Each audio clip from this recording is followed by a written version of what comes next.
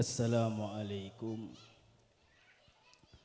warahmatullahi wabarakatuh.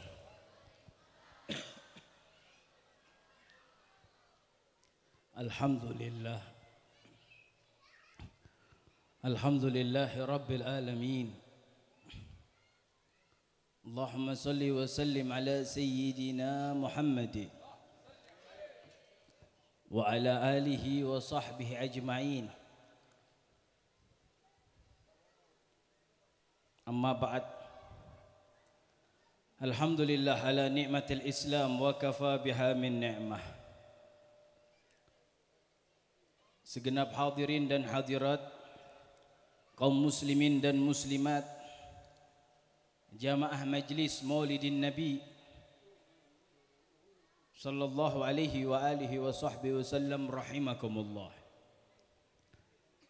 Segenap habaib, anak cucu darah daging Nabi Muhammad sallallahu alaihi wasallam, yang semoga mereka semuanya yang hadir di tengah kita Allah panjangkan umurnya, Allah berkahi dunia dan akhiratnya.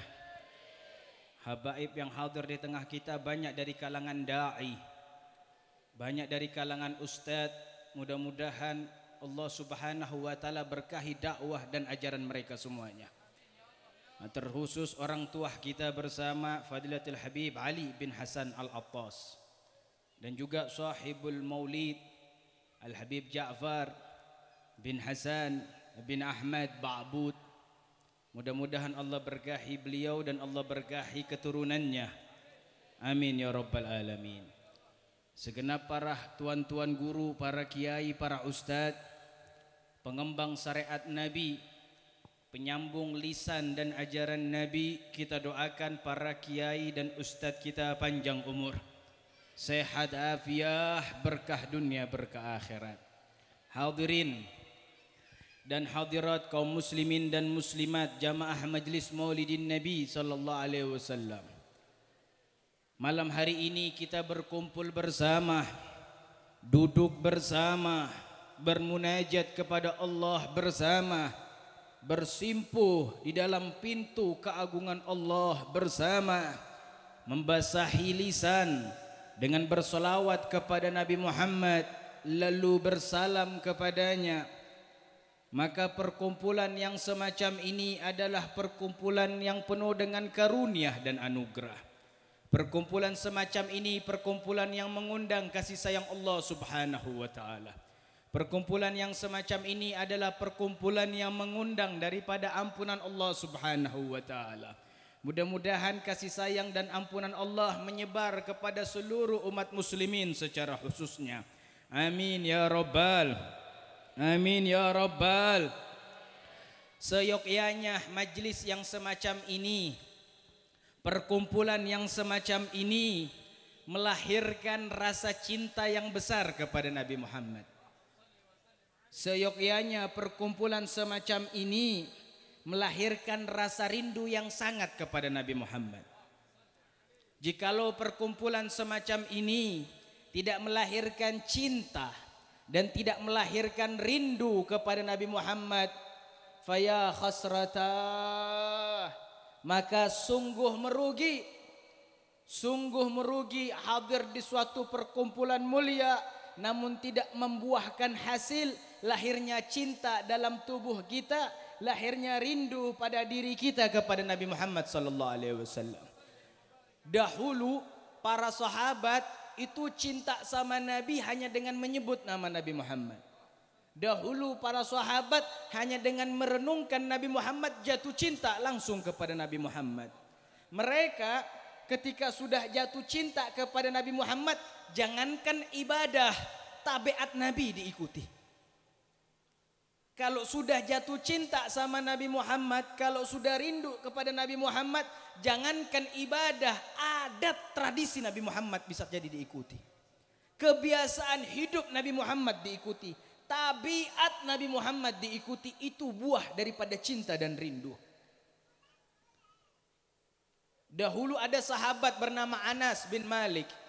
Sahabat Anas bin Malik ini menyiapkan makanan dari gandum. untuk Nabi Muhammad sallallahu alaihi wasallam. Ketika telah disiapkan kepada Nabi Muhammad, Rasulullah mencari labu untuk dicampurkan dengan adonan kue tersebut. Sahabat heran karena belum pernah ada kejadian labu dicampur dengan adonan kue bersamaan. Sahabat Anas melihat kejadian itu, lalu Rasulullah menyempurnakan adonan labu dan adonan kue, labu dengan adonan kuenya. Setelah itu Rasulullah memakannya. Sahabat Anas mengatakan, demi Allah, semenjak saya lihat Rasulullah mencampurkan labu dengan adonan kue, semenjak itu labu makanan yang paling saya suka. Makanan itu perkara mubah.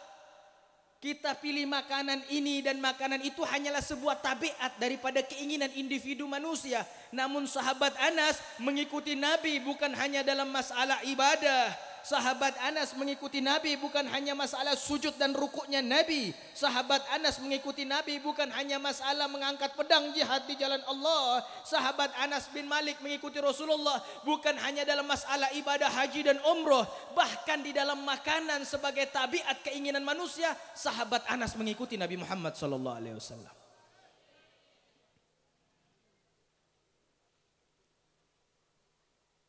Tidak sampai di situ kecintaan para sahabat kepada Rasulullah.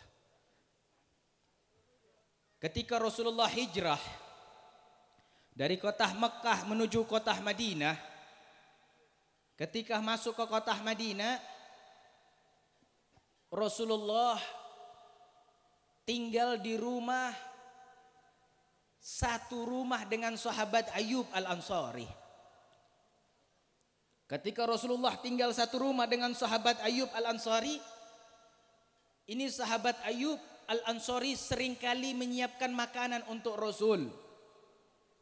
Setelah makanan itu sudah disuguhkan oleh Nabi, maka piring dari sisa makanan Rasul itu dijadikan berebut oleh sahabat Ayyub Al-Ansari beserta anak istrinya. Sampai di mana Rasulullah meletakkan tangan, di situ sahabat Ayyub meletakkan tangan. Suatu ketika sahabat Ayyub Al-Ansari menyiapkan makanan kepada Rasul. Setelah ditunggu lama dikembalikan oleh Rasul, makanan itu tidak disentuh oleh Nabi Muhammad SAW. Ini sahabat Ayyub Al-Ansari bertanya-tanya, apakah Rasulullah ini tidak makan karena tidak enak, ataukah Rasulullah berpuasa? Banyak muncul pertanyaan pada diri sahabat Ayyub karena Rasulullah tidak menyentuh makanan tersebut.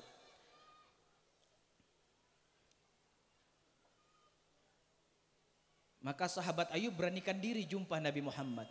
Lalu bertanya kepada Rasulullah, ya Rasulullah, ala tuhibbu hadat ta'am?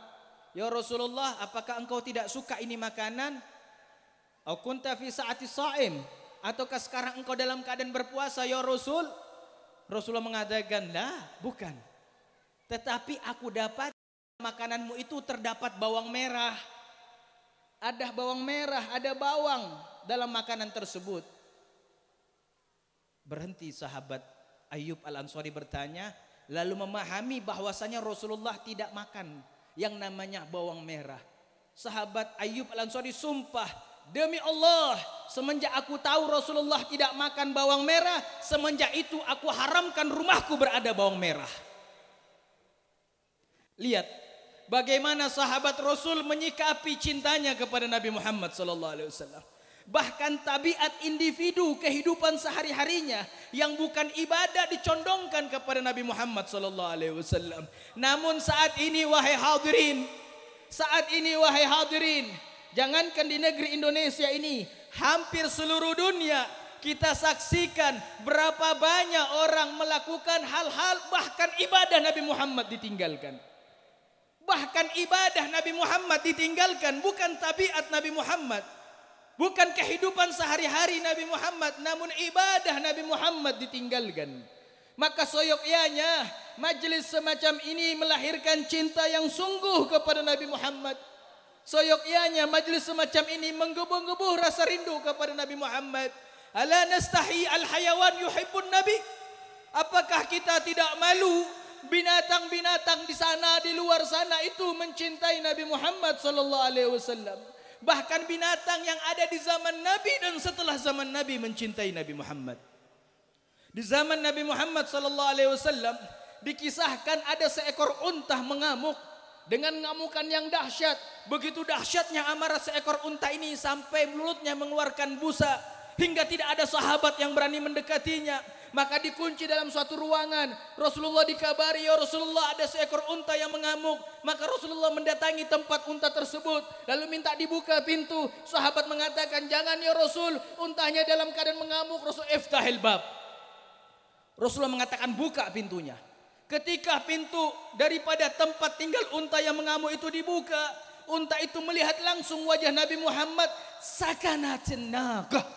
Seketika unta itu diam dari amukannya, mendekat Nabi Muhammad SAW, lalu mencium telapak kaki Nabi Muhammad. Unta dalam keadaan marah, binatang Allah tidak kasih akal untuk berpikir, namun binatang itu punya cinta kepada Nabi Muhammad. Melihat wajah Nabi Muhammad, amarahnya seketika sempurna. Melihat wajah Nabi Muhammad, amarahnya seketika sirna. Kenapa? Cinta mahabbah unta kepada Nabi Muhammad sallallahu alaihi wasallam. Maka dari itu dikisahkan oleh Imam Abdurrahman Ad-Dibai dalam nasihatnya, unta itu mencintai Nabi Muhammad. Jangankan ketika untuk berangkat ke Madinah engkau pukul untuk mengecepatkan langkahnya, tidak perlu, karena unta-unta ketika menuju kota Madinah mereka mengatakan, namshi ila Madinatil Habib, kami sedang berjalan menuju kotanya kekasih kami. Unta cinta sama Nabi Muhammad. Bahkan serigala binatang buas dan liar. Suatu ketika seekor serigala memakan anak domba yang di situ ada pengembalanya. Dikejar oleh pengembala sampai serigala tidak bisa lagi bergerak, yang mana anak domba itu sudah berada di mulut serigala. Ketika dalam keadaan terpojok ini serigala, dia lepaskan anak domba itu. Lalu serigala ini berkata dengan ucapan bahasa Arab yang fusha kepada pengembala domba tersebut. Inilah isyarat Al-Habib Ali bin Muhammad Al-Habsyi dalam kitabnya Maulid Simtud Duror.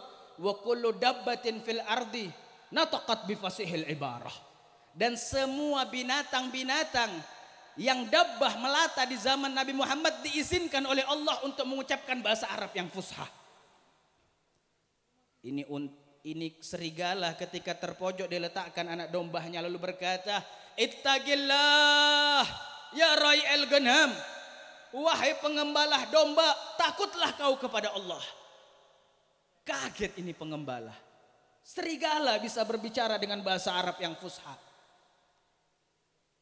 Lalu serigala ini berkata, jangan engkau ganggu rezekiku.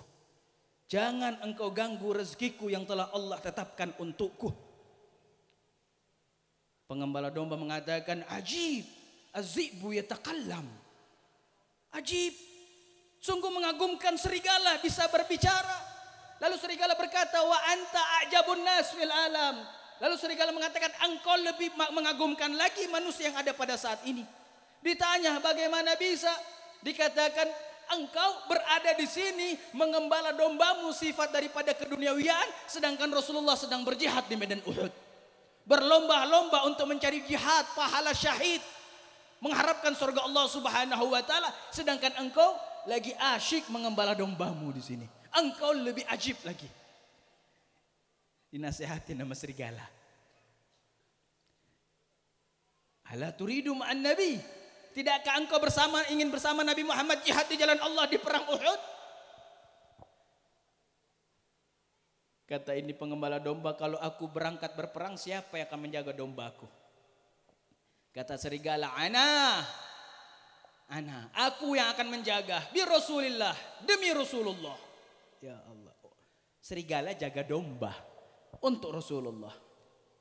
Karena ini pengembala domba, lihat ini bukan serigala biasa, serigala yang diizinkan oleh Allah berbicara. Ini pengembala domba percaya berangkat jihad. Setelah selesai perang Uhud, dia ceritakan kepada Rasulullah cerita yang dia jumpai. Kata Rasulullah, sadaqatiz zib. Betul apa yang diucapkan oleh serigala itu. Sekarang kau kembali kepada tempat domba-dombamu, satu anak domba aman. tidak ada yang hilang. Ketika kembali pengembala dijumpai semuanya sukses. Tidak ada yang gagal daripada serigala menjaga domba-domba tersebut. Sampai dipotongkan satu anak domba untuk serigala sebagai hadiah. Seorang ulama mengatakan, coba lihat, serigala di hadapannya adalah santapannya, namun tidak diganggu ketika nama Rasulullah disebutkan. Cinta serigala kepada Nabi Muhammad mengalahkan kita. Berapa banyak kita diberikan amanat dari Allah atas nama Allah, atas nama Rasulullah, dan berapa banyak amanat itu kita ingkari. Berapa banyak amanat itu kita khianati. Kalah kita sama serigala di zaman Nabi Muhammad.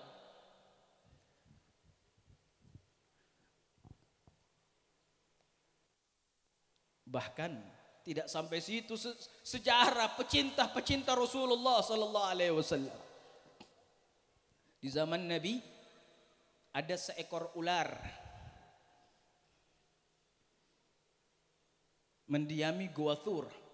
Ketika Sayyidina Abu Bakar Siddiq hijrah bersama Rasulullah menuju Madinah, mereka berdua masuk ke Gua Thur. Sebelum masuk ke Gua Thur, Sayyidina Abu Bakar menutup dulu itu gua-gua, lubang-lubang yang ada dalam gua itu ditutup dulu sama Sayyidina Abu Bakar. Ada satu lubang tidak bisa ditutup karena pakaian yang digunakan Sayyidina Abu Bakar sudah habis untuk menutup. Lubang-lubang tersebut hanya tersisa untuk menutup auratnya. Satu lubang terbuka. Maka Sayyidina Abu Bakar meletakkan telapak kakinya yang kanan untuk menutup lubang yang terbuka itu. Lalu Rasulullah masuk. Ketika Rasulullah masuk, mereka sepakat untuk saling bergantian berjaga. Dan Sayyidina Abu Bakar yang pertama kali berjaga, Rasulullah beristirahat. Rasulullah tidur di atas pangkuannya Sayyidina Abu Bakar Siddiq.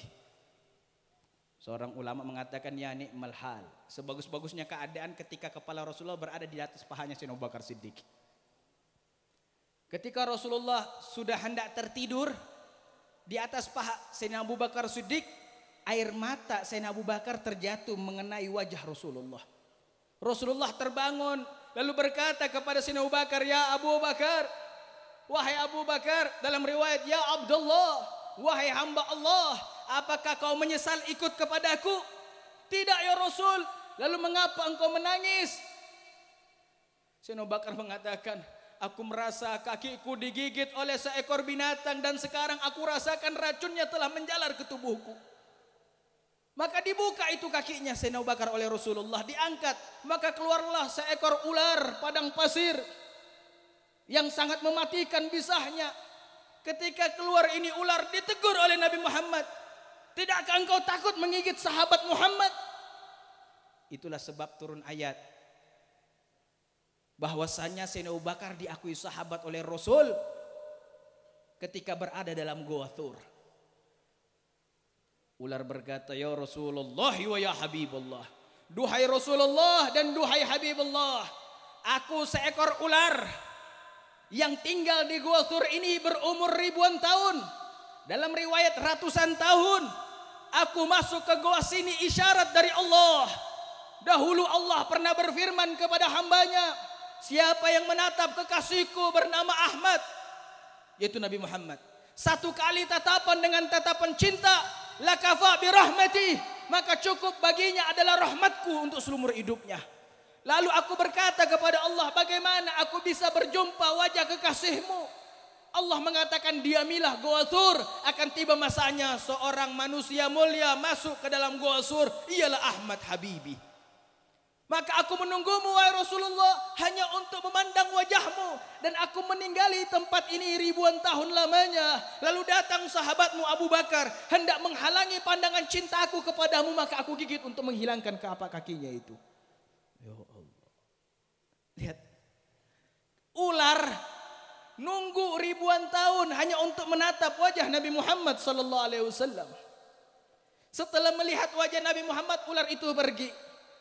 Sudah senang dengan satu kali pandangan, sudah bahagia dengan satu kali pandangan kepada Nabi Muhammad sallallahu alaihi wasallam. Lalu Nabi Muhammad mengambil air liurnya, meletakkan di gigitan ular tersebut, seketika itu sembuh dan hilang racunnya. Mukjizat Nabi Muhammad. Berapa banyak masa menunggu kita untuk menatap Nabi Muhammad. Berapa besar pengharapan kita Apakah pengharapan kita untuk melihat wajah Nabi Muhammad sama ataukah di bawah daripada binatang ular tersebut? Berapa banyak kita mengharapkan untuk bisa menatap wajah Nabi Muhammad sebuah harapan, dan berapa lama kita menunggu untuk menatap wajah Nabi Muhammad? Ini masa yang banyak kita tertipu di sana dan di sini, wahai hadirin. Maka dari itu mudah-mudahan majelis ini melahirkan cinta yang besar kepada Nabi Muhammad sallallahu alaihi wasallam. Jangankan binatang di zaman Nabi Muhammad, bahkan binatang setelah zaman Nabi Muhammad. Al-Imam Ibnu Hajar Asqalani, beliau menceritakan dahulu di tanah Mongol ada seorang muslim murtad, keluar dari agama Islam ini muslim. Lalu dijadikan bahan contoh oleh pendeta. Salah seorang pendeta menceritakan tentang Mongol ini bagaimana murtad di hadapan ribuan orang dengan menghina Nabi Muhammad sallallahu alaihi wasallam. Salah satu yang hadir adalah seekor anjing untuk menjadi pengaman yang diikat rantai dalam lehernya. Ketika seorang pendeta mencaci, memaki, menghina Nabi Muhammad, ini anjing meronta-ronta. Ketika anjing meronta-ronta terlepas itu ikatan lehernya, lalu menerkam itu pendeta, digigit dengan dahsyat. Orang-orang berkerumun langsung menarik itu anjing. Lalu salah seorang berkata, mungkin jangan-jangan pendeta itu menghina Nabi Muhammad. Maka pendeta ini berkata, tidak, anjing itu menyerangku karena aku mengangkat tangan. Dia mengira aku akan menyerangnya. Maka pendeta itu menurunkan tangannya, lalu mencaci maki Nabi Muhammad dengan tangan tidak diangkat. Seketika anjing itu mengamuk dahsyat, lalu menerkam itu pendeta, menggigit tepat di bagian lehernya. Wafat pendeta dalam keadaan yang semacam itu. Dalam keadaan yang semacam itu manusia terkagum-kagum melihat anjing tidak ridho. Anjing murka ketika nama Nabi Muhammad dihina. Anjing murka ketika nama Nabi Muhammad dihina. Seketika dalam keadaan semacam itu, Imam Ibnu Hajar menceritakan 40.000 orang masuk Islam dari kalangan Mongol melihat akhlak daripada cintanya anjing kepada Nabi Muhammad sallallahu alaihi wasallam. Mahabbah, cinta seekor anjing yang disaksikan oleh seluruh manusia menjadikan manusia memeluk agama Islam, meyakini Allah adalah Tuhan, Nabi Muhammad adalah Rasul. Mahabbahnya binatang kepada Nabi Muhammad sallallahu alaihi wasallam. Nah, lalu bagaimana dengan kita ini? Berapa banyak Nabi Muhammad dihinakan dan kita diam? Berapa banyak Nabi Muhammad dilecehkan dan kita diam? Berapa banyak Nabi Muhammad digunjing dan kita diam? Keadaan semacam inilah yang bisa mengundang murkanya Allah Subhanahu wa taala. Keadaan yang semacam inilah yang bisa mengundang daripada malapetaka. Dan sekarang, dari dulu beberapa tahun yang lalu, berapa banyak para ulama kita telah mengangkat suara. Jangan diam kalau Islam dihina. Jangan diam kalau Nabi Muhammad dihina. Jangan diam kalau keturunan Nabi Muhammad diganggu. Jangan diam kalau para ulamanya Allah dihinakan dan diganggu. Kalau diam, nanti Allah turunkan murkahnya. Alam bisa berbicara. Beberapa tahun yang lalu ulama sudah mengangkat ini kalimat. Namun kalimat ini dianggap sepele. Hingga saat ini negeri Indonesia berapa banyak malapetaka menimpa kita. Nah, mudah-mudahan kaum muslimin yang wafat Allah wafatkan dalam keadaan syahid, baiklah di tanah Lombok maupun di tanah Palu. Dan mudah-mudahan dua daerah ini Allah berikan kesabaran, ketabahan bagi para penduduknya. Amin. Ya Rabbal Alamin. Hadirin dan hadirat, kaum muslimin dan muslimat, mari kita merenung. Mari kita berpikir, di mana keberadaan kita sebenarnya di atas muka bumi ini di mata Allah? Bagaimana keadaan kita sebenarnya di atas muka bumi ini di sisi Rasulullah? Pernahkah kita membayangkan, apakah kita tidak malu kalau binatang-binatang telah membuktikan cintanya kepada Nabi Muhammad dan kita sampai saat ini masih terdiam, belum membuktikan bagaimana cinta kita kepada Nabi Muhammad? Seekor ular telah membuktikan cintanya, seekor serigala telah membuktikan cintanya, bahkan seekor anjing yang dipandang hina oleh para manusia telah membuktikan cintanya kepada Nabi Muhammad dan mengislamkan 40.000 orang daripada orang Mongol. Lalu di mana keadaan kita? Bagaimana keadaan kita? Bagaimana keadaan kita? Lihat hati kita, adakah Muhammad? Lihat alam pikiran kita, adakah Muhammad? Lihat roh kita, adakah Muhammad? Lihat rumah kita, adakah Muhammad? Lihat tempat tinggal kita, adakah Muhammad? Ataukah malah sebaliknya? Jikalau sebaliknya, tangisi diri kalian semuanya. Dan sungguh nista, jikalau ada rumah, rumahnya tidak ada Muhammad, yang ada adalah musuh Nabi Muhammad. Sungguh nista, jikalau terdapat suatu kampung, di kampung itu tidak ada Nabi Muhammad, yang ada malah musuhnya Nabi Muhammad. Dan sungguh nista, kalau ada satu negeri, di negeri itu tidak ada Nabi Muhammad, yang ada malah musuhnya Nabi Muhammad.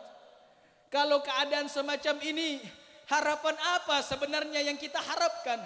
Iman semacam apa sebenarnya yang menempel pada tubuh kita? Alam pemikiran semacam apa sebenarnya yang kita lakukan?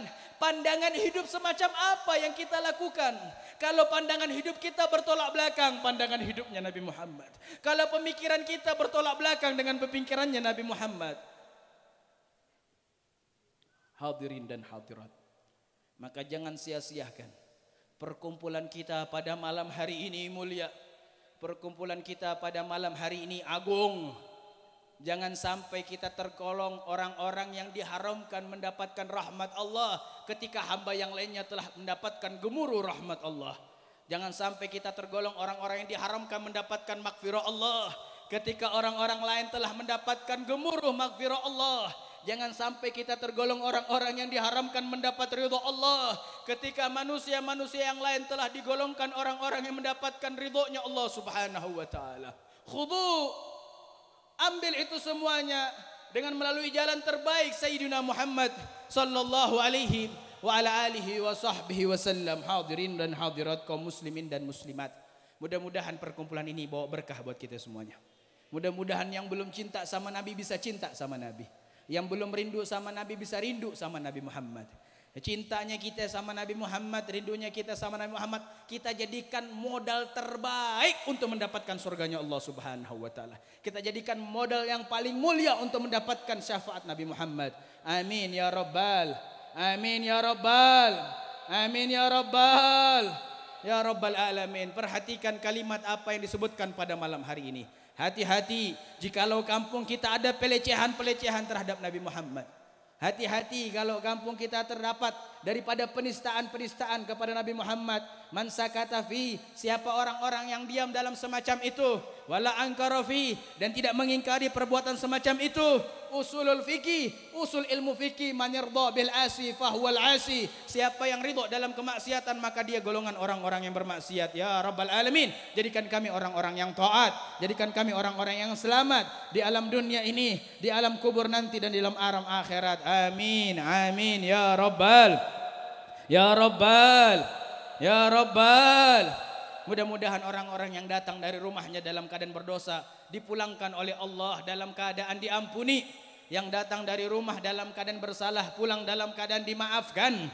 Yang datang dari rumah dalam keadaan berhajat, berkeinginan, berharapan, berkemauan, pulang dalam keadaan dikabulkan hajatnya. Amin ya rabbal. Ala hadhihi niyyah wa kullu niyatin salihah wa ila hadratin nabi. Al-Fatihah.